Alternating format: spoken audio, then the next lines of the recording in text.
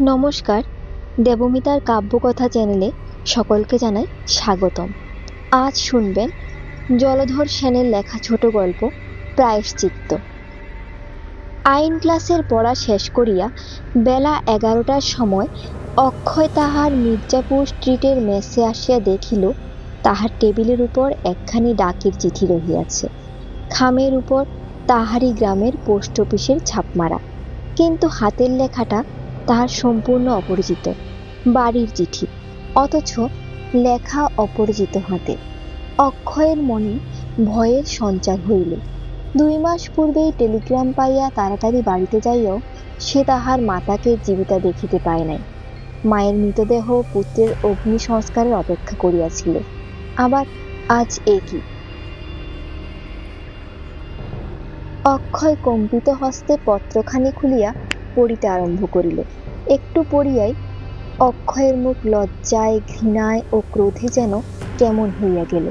সে পত্রখানি টেবিলের উপর রাখিয়া মাথায় হাত দিয়া বসিয়া পড়িল। মিনিট 2-3 স্থিরভাবে বসিয়া থাকিয়া সে পুনরায় পত্রখানি তুলিয়া লইল। পত্রখানিতে অল্প কয়েকটি কথাই লিখিত ছিল। যিনি পত্র লিখিয়াছেন তিনি নাম প্রকাশ করেন নাই, লিখিয়াছেন কোনো আত্মীয়। অনেকক্ষণ ধরিয়া দেখিয়াও অক্ষয় হাতের লেখা চিনিতে পারিল না। তাহার পর সে পকেট হইতে বাক্সের চাবি বাহির করিয়া পত্রখানি রাখিবার জন্য বাক্স খুলিল এবং বাক্স বোঝাই কাপড় চোপড় তুলিয়া তাহার নিচে পত্রখানি রাখিয়া দিয়া বাক্স বন্ধ করিল এবং তৎক্ষণাৎ ছাত্রাবাস হইতে বাহির হইয়া গেল। হ্যারিসন রোডের ডাকঘরে উপস্থিত হইয়া অক্ষয় বাড়িতে পিতার নিকট টেলিগ্রাম করিল যে সে বিশেষ কারণে অপরাহ্ন একটা লোকাল ট্রেনে বাড়ি যাইতেছে। স্টেশনে যেন পালকি বেহারা উপস্থিত থাকে। অক্ষয়ের যে গ্রামে বাড়ি তাহার নাম, ঠিক নামটা না হয় নাই বলিলাম, এই ধরিয়া লউন। সেই গ্রামের নাম রহিমপুর। ইস্ট ইন্ডিয়া রেলের শক্তিগড় স্টেশন হইতে এই গ্রাম 3 মাইল দূরে। অক্ষয়ের পিতা শ্রীযুক্ত রামকমল ঘোষ বর্ধমান রাজের একজন বড় পত্তনিদার। অবস্থা খুব ভালো। সন্তানের মধ্যে ওই একই ছেলে অক্ষয় কুমার। অক্ষয় MA পাশ করিয়া BL পড়িতেছে। বড় মানুষের MA পাশ, একমাত্র পুত্র, কিন্তু এখনো বিবাহ হয় নাই। লেখাপড়া একরকম শেষ না হইলে অক্ষয় বিবাহ করিবে না, ইহাই তাহার প্রতিজ্ঞা। পিতামাতা, আত্মীয় স্বজন কেহই সে প্রতিজ্ঞা ভাঙাইতে পারেন নাই। মায়ের অদৃষ্টে পুত্রবধূর মুখদর্শন ছিল না, তিনি স্বর্গে চলিয়া গেলেন। অক্ষয় কলিকাতার মেসে থাকিয়া আইন পড়িয়া জ্ঞান সঞ্চয় করে, আর তাহার পিতা দেশে বসিয়া আইন বিরুদ্ধ কাজ করিয়া অর্থ ও অধর্ম সঞ্চয় করেন। পুত্র পিতার অন্যায় অত্যাচারের কথা শুনিয়া নীরবে অশ্রু বিসর্জন করে, আর পিতা সেই একমাত্র পুত্রের ভবিষ্যৎ সুখের জন্য প্রজাপীড়ন করিয়া কোম্পানির কাগজে লোহার সিন্ধুক পূর্ণ করেন। অন্দর মহলে ছেলে মায়ের কাছে কাঁদিত, মা ছেলের কাছে কাঁদিত, কিন্তু কর্তাকে কোনো কথা বলিতে কাহারও সাহসে কুলাইত না। রামকমল ঘোষ তেমন বাপের বেটাই নন যে স্ত্রী পুত্রের কথা শুনিয়া জমিদারি চালান। 2 মাস পূর্বে মাতা স্বর্গে গেলেন, ছেলের কাঁদিবার স্থানও থাকিল না। মাতা শ্রাদ্ধাদির পর অক্ষয় যখন কলিকাতায় আসে, তখন সে মনে মনে স্থির করিয়া আসিয়াছিল যে শীঘ্র আর বাড়িতে যাইবে না। কিন্তু এই বেনামি চিঠি পাইয়া সে বাড়ি যাইতে প্রস্তুত হইল। চিঠিতে কি লেখা ছিল তাহা যখন সে কাহাকেও বলিল না, তখন গল্প লেখক সর্বজ্ঞ হইল সে কথা পাঠকগণের গোচর করা সঙ্গত মনে করিতেছেন না। শক্তিগড় স্টেশনে নামিয়া অক্ষয় দেখিল বাড়ি হইতে পালকি বেহারা আসিয়াছে, সঙ্গে আসিয়াছে বাড়ির বৃদ্ধ ভৃত্য কালিদাস। কালিদাস অক্ষয়কে জিজ্ঞাসা করিল, দাদা ভাই, হঠাৎ এলে যে? শরীর ভালো আছে তো? অক্ষয় শুষ্ক কণ্ঠে কহিল, শরীর ভালো আছে কালিদা, মনটা কেমন খারাপ ঠেকল, তাই একবার তোমাদের দেখতে এলাম। কালিদাস অনেক কালের চাকর, অক্ষয়কে কোলে পিঠে করিয়া মানুষ করিয়াছে। অক্ষয়কে সে ভালো রূপেই চেনে। সে বলিল, না দাদা ভাই, তোমার শরীর মন দুই খারাপ হয়েছে, বুড়ুর কাছে গোপন করুন। তা এখন থাক, চলো বাড়ি যাই, তারপর সব শুনব। এই বলিয়া অক্ষয়ের সঙ্গে সঙ্গে সে স্টেশনের বাহিরে আসিল।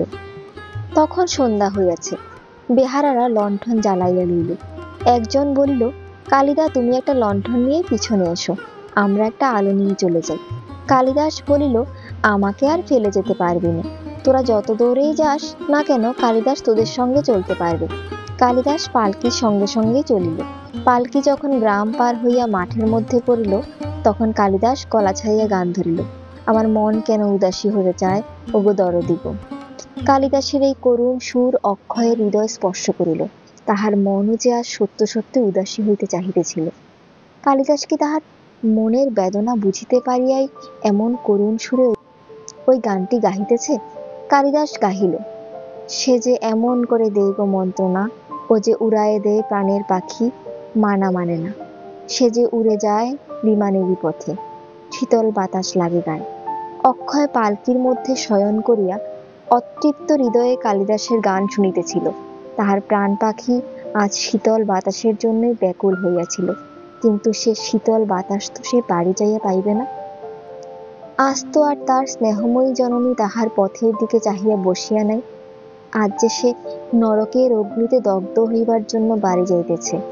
কালিদাস গান শেষ করিয়া নীরব হইতেই একজন বেহারা বলিল, ও কালিদা, আর একটা ভালো গান ধরো না।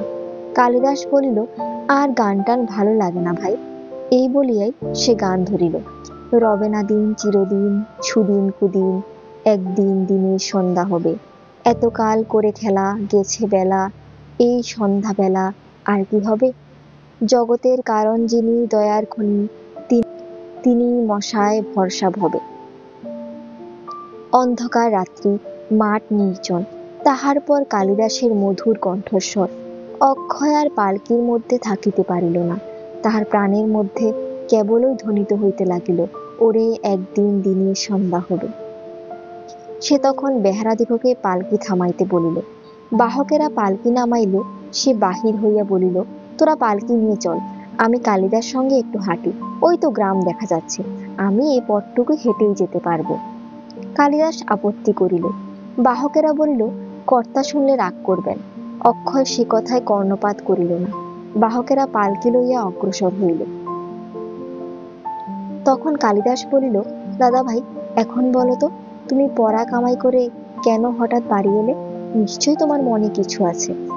অক্ষয় বলিল, কালিদা, তোমার কাছে গোপন করব না, আমার বাবার একটা ব্যবস্থা করবার জন্য এসেছি। বাবার ব্যবস্থা? তুমি কি পাগল হয়েছো দাদা ভাই? না কালিদা, আমি পাগল হইনি এখনো, কিন্তু হবারও দেরি নেই। কেন, কি হয়েছে, আমাকে খুলেই বলো না ভাই। অক্ষয় বলিল, কালিদা, সে কথা বলতেও আমার কষ্ট হচ্ছে। তুমি কি বাবাকে জানো না, যে আমার মুখ দিয়ে পিতৃনিন্দা শুনবে? কালিদাস বলিল, তাহলে কথাটা তোমার কাছেও গিয়েছে। কে তোমাকে এসব কথা লিখেছে? কে লিখেছে তা জানি না, সে নাম প্রকাশ করে নাই। কি লজ্জা, কি ঘৃণার কথা কালিদা! কি আমার অদৃষ্ট, কি আমার দূরদৃষ্ট! ছেলেকে বাপে শাসন করে, এই তো এতদিন জানতাম। আমার অদৃষ্টে তার উল্টো হলো। কালিদাস বলিল, তা কি করবে মনে করেছ? কর্তাকে তো জানো, আর তুমি কি বা বলবে তাকে? বলতেই বা পারবে কেন? না দাদা ভাই, ওসব ব্যাপারের মধ্যে তোমার গিয়ে কাজ নেই। যার যা ইচ্ছে সে তাই করুক। তুমি কালই কলকাতায় ফিরে যাও। যেদিন মা লক্ষ্মী আমাদের ছেড়ে গিয়েছেন সেই দিনই। আর সেই দিনই বা কেন, আমি অনেক আগে থেকেই সব জানি। অক্ষয় বলিল, সে কি আর আমিই জানতাম না কালিদা? কিন্তু মায়ের ভয়ে, তারই অনুরোধে আমি চুপ করেছিলাম। আর বাড়ির মধ্যে যা হচ্ছিল তা হচ্ছিল, এখন যে বাহিরে গেল, ছি কালিদা, ছি। কালিদা, আমার যে মরতে ইচ্ছা করে। কালিদাস বলিল, তা তুমি যে বাড়ি এলে, কি মতলব করে এসেছো বলো দেখি? জানো তো কর্তার মেজাজ। সব সব জানি কালিদা, কিন্তু আমার প্রতিজ্ঞা এই যে, হয় বাবাকে কাশি যেতে হবে, আর না হয়তো আমার সঙ্গে চিরদিনের মতো সম্বন্ধ ত্যাগ করতে হবে।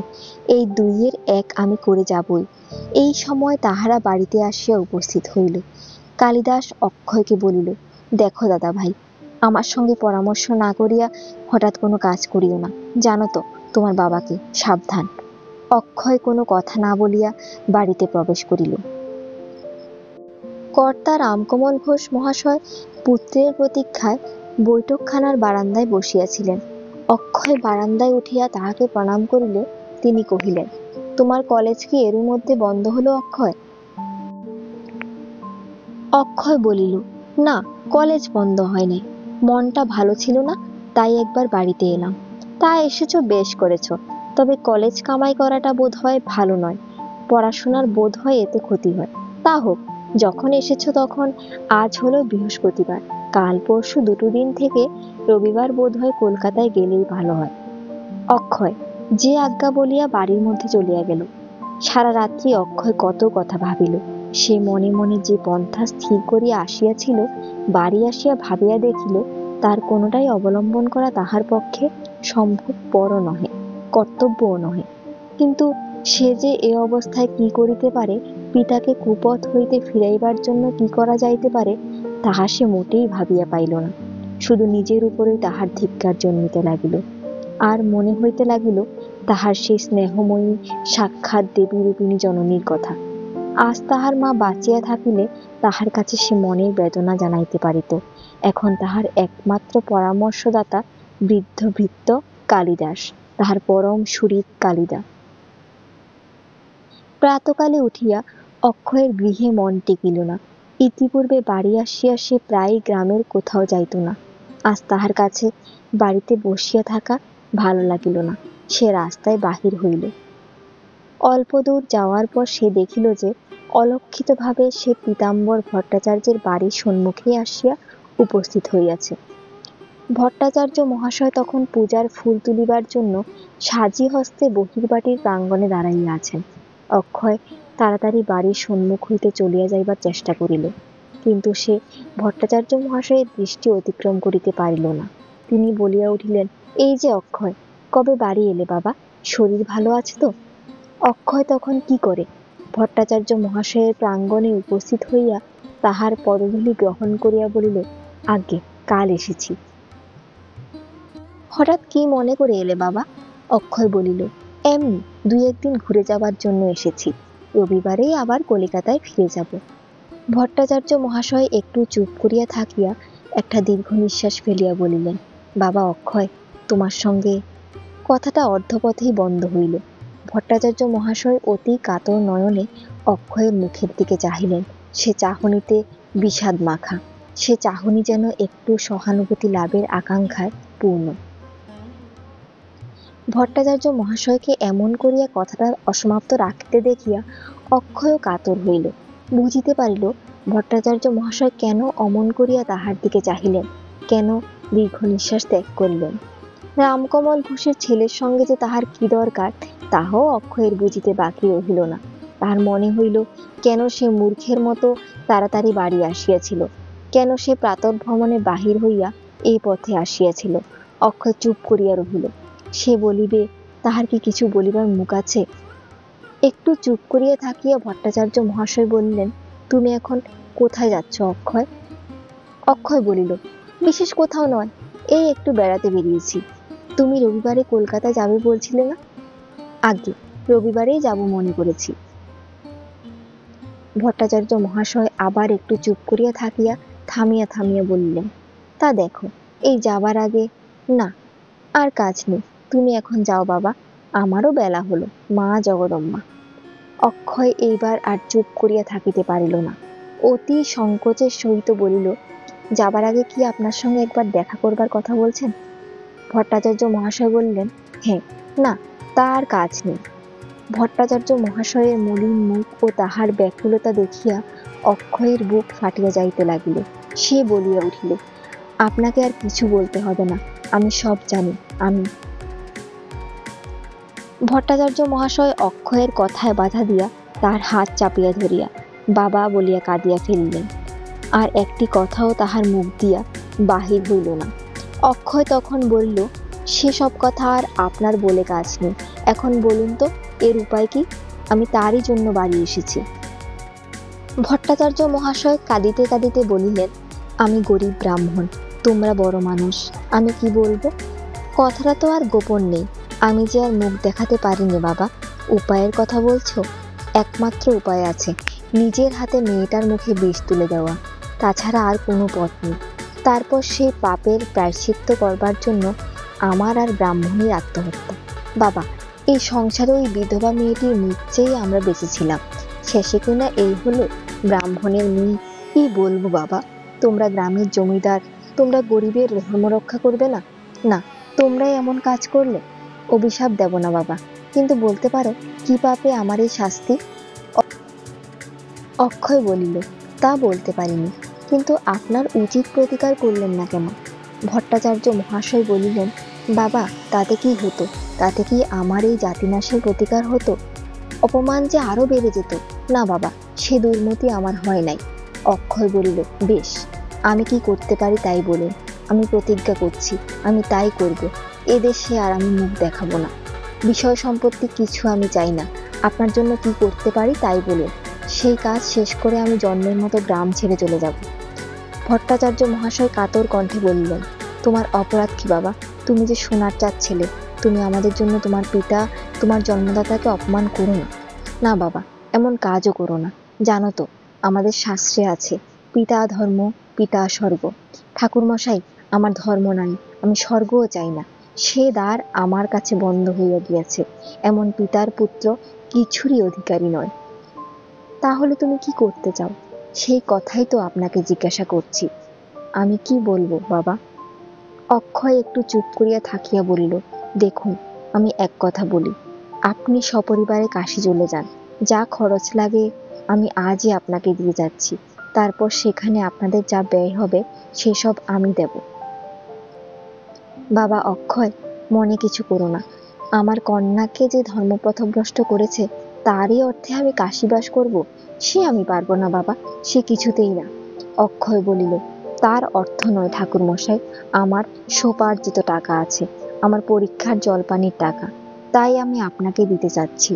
তবে আমি তার পুত্র, এই বলে যদি আপনি আমার সাহায্য না নিতে চান তাহলে তো আর কোনো উপায় দেখি না। কিন্তু আপনার পায়ে ধরে বলছি, আমার এই অনুরোধ রক্ষা করুন। পাপের সামান্য প্রায়শ্চিত্ত, অতি সামান্য প্রায়শ্চিত্ত আমাকে করতে দিন। এই বলিয়া অক্ষয় ভট্টাচার্য মহাশয়ের পা জড়াইয়া ধরিল। অক্ষয় ও ভট্টাচার্য মহাশয় যখন কথাবার্তা বলিতেছিল তখন অন্দরে যাইবার দ্বারের পার্শ্বে দাঁড়াইয়া আরেকজন তাহাদের কথা শুনিতেছিল। সে আর কেহই নহে, ভট্টাচার্য মহাশয়ের বিধবা কন্যা তারা। তারা যে ঘরে ছিল তাহার পশ্চাতে বহির্বাটির অঙ্গনে দাঁড়াইয়া এই সকল কথা হইতেছিল। তারা প্রথমে দুই চারিটি কথা অল্প শুনিতে পাইয়াছিল, তারই পরে সে উঠিয়া আসিয়া দ্বারের পাশে দাঁড়াইয়াছিল। অক্ষয় যখন ভট্টাচার্য মহাশয়ের পা জড়াইয়া ধরিল তখন তারা উন্মাদিনীর মতো বাহির হইয়া আসিয়া চিৎকার করিয়া বলিল, না, না বাবা, না, না, আমার পাপের প্রায়শ্চিত্ত আমিই করছি। তাহার পরে সে মূর্ছিতা হইয়া ভূমিতে পড়িয়া গেল। ভট্টাচার্য মহাশয় তাড়াতাড়ি যাইয়া কন্যাকে কোলে তুলিয়া লইয়া বসিলেন। দেখিলেন তাহার সংজ্ঞা নাই। অক্ষয় দৌড়িয়া বাড়ির মধ্যে যাইয়া জল লইয়া আসিল এবং তারার মুখে জলের ছিটা দিতে লাগিল, কিন্তু সকলই বৃথা। তারার ঘৃণিত অভিশপ্ত প্রাণ বাহির হইয়া গিয়াছে। ভট্টাচার্য মহাশয় তারার মুখের দিকে চাহিয়া অবিচলিত স্বরে বলিলেন, জীবন দানে এ পাপের প্রায়শ্চিত্ত নেই। তারার অকস্মাৎ দেহত্যাগে অক্ষয় স্তম্ভিত হইয়া গেল। সে এক দৃষ্টিতে তারার দিকে চাহিয়া রহিল। ভট্টাচার্য মহাশয় অক্ষয়কে এইভাবে দাঁড়াইয়া থাকিতে দেখিয়া বললেন, বাবা অক্ষয়, আর কি দেখছ? এখন বাড়ি যাও। অক্ষয় কাতর স্বরে বলিল, এ জীবনে আর নয়। সে কি কথা অক্ষয়, তুমি বাড়ি যাবে না কেন? অক্ষয় বলিল, আমার পাপেরও তো প্রায়শ্চিত্ত নেই। ভট্টাচার্য মহাশয় বলিলেন, তোমার পাপ? তুমি তো কোনো অপরাধী করো নাই বাবা। অক্ষয় তীব্র কঠোর স্বরে বলিল, অপরাধ করিলেন? আপনি কি বলছেন ঠাকুর? আমি মহা অপরাধী। আমার অপরাধ, আমি রামকমল ঘোষের পুত্র। এই অপরাধেরও প্রায়শ্চিত্ত নেই। এই বলিয়াই অক্ষয় উন্মাদের মতো দ্রুত বেগে বাহির হইয়া গেল। তাহার পরে অক্ষয় যে কোথায় গেল কেহই এতকালের মধ্যে সে সন্ধান দিতে পারিল না। নমস্কার। আমার গল্প পাঠ যদি আপনাদের ভালো লেগে থাকে তাহলে চ্যানেলটিকে সাবস্ক্রাইব এবং গল্পটিকে লাইক এবং শেয়ার করবেন। কমেন্ট করতে কিন্তু ভুলবেন না।